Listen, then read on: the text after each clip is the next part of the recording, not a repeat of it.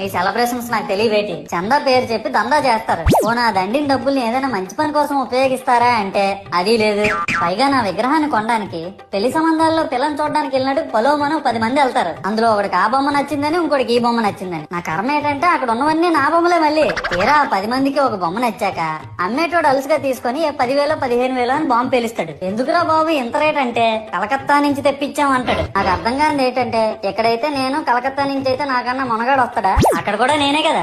ఇలా నన్ను బజార్లో పెట్టి బేరం ఆడి నా మొహానికి ముసుగేసి వ్యాన్ ఎక్కిస్తారు. ఆ వ్యాన్ డ్రైవర్ గాడు నేనున్నానని కూడా చూడకుండా ఏదో ఆలోచించుకుంటూ డ్రైవ్ చేస్తా. గతకల్లో గబ్బి గుబ్బి అని తించేసి నా కాల్లో చెయ్యి ఇరగొట్టేస్తాడు. ఈ విషయం చందాలు ఇచ్చిన చిన్నోళ్ళకి తెలిస్తే మళ్ళీ ఇరిగిపోయిన బొమ్మ పెట్టకూడదని ఏ బొమ్మ రాసి కవర్ చేసేస్తాడు. సరేలే జరిగిందేదో జరిగింది, నా భక్తులే కదా కూల్ బ్రో అని చిల్లయ్యే లోపు నన్ను పందిర్లో పెట్టి ముసుగు తీసి నాకన్నా పొడుగున్నే సౌండ్ బాక్సులు 2 నా చెవులు పక్కన పెట్టి డీజే గణేష్ బ్రో అని చెప్పి నా పాటలను కోనీ చేస్తారు. సరేలే పిల్లలు కదా ఇప్పుడు కాబట్టి